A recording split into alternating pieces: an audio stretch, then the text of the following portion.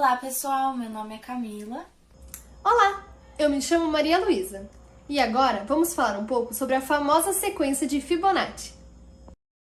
A nossa sequência se dá da seguinte maneira. Os dois primeiros termos são 1. Depois, cada termo é obtido somando os dois termos anteriores. Desta forma, teremos a seguinte sequência. Primeiro termo, 1.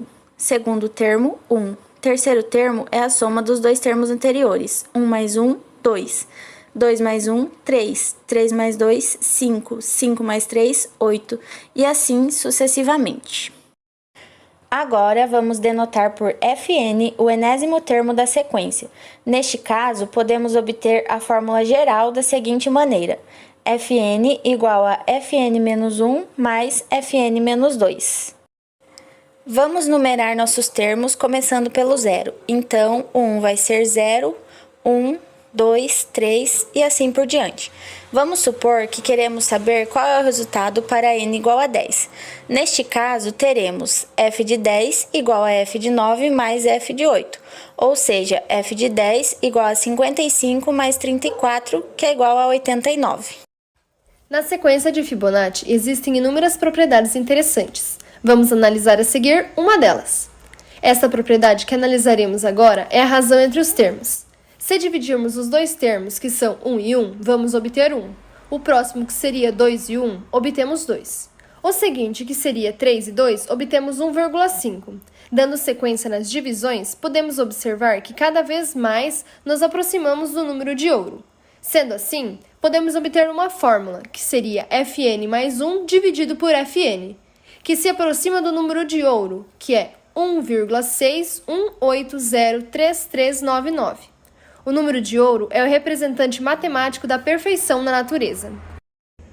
Mas, professora Camila, por que alguém precisou criar essa fórmula matemática? Supostamente, ela surgiu quando Leonardo de Pisa, o nosso famoso Fibonacci, estava observando uma população de coelhos e analisando o aumento no período de um ano.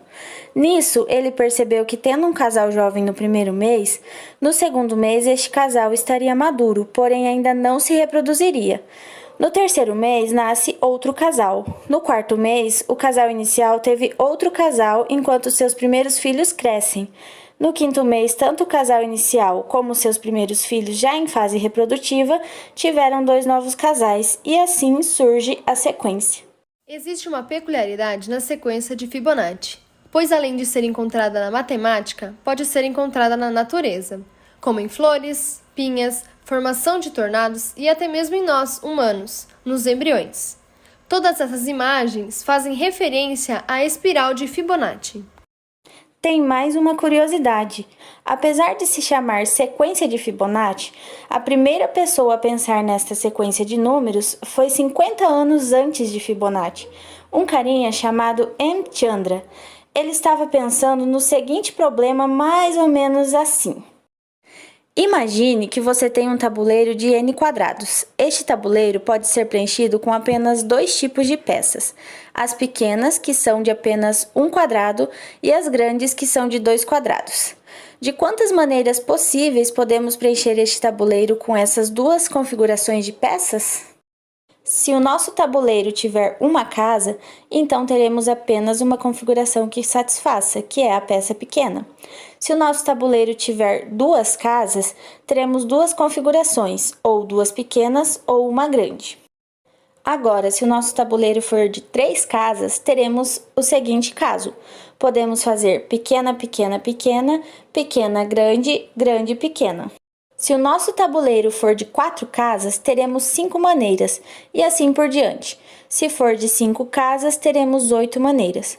Você já consegue perceber alguma semelhança nessa sequência que vamos encontrar? Sim, essas formas de preencher é igual ao enésimo número de Fibonacci. Prof. Maria, mas e se a gente tiver um tabuleiro com 10 peças? Como a gente vai fazer para preenchê-lo? Para sabermos quantas maneiras tem de preencher um tabuleiro com 10 casas, basta sabermos qual é o 10º termo da sequência de Fibonacci. Sendo assim, o 10º termo da sequência é 89. Ou seja, quando temos 10 casas, temos também 89 maneiras de preencher elas. Mas por que isso funciona? Se você tiver um tabuleiro com N casas preenchidas, teremos que a última peça ou é uma peça como na primeira maneira, então o número de formas de preencher esse tabuleiro equivale a N-1 maneiras, porque a última casa já está decidida e é 1. O mesmo acontece na segunda maneira, pois teremos N-2 formas de preencher, pois a última peça também já está decidida e equivale a uma peça grande de 2 casas. Agora, se chamarmos G de N o número de formas de preencher um tabuleiro com N casas, teremos G de N igual a G de N menos 1 mais G de N menos 2.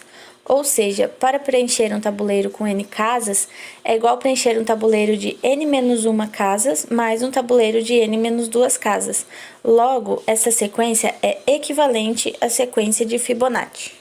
Isso não é incrível? Isso é matemática.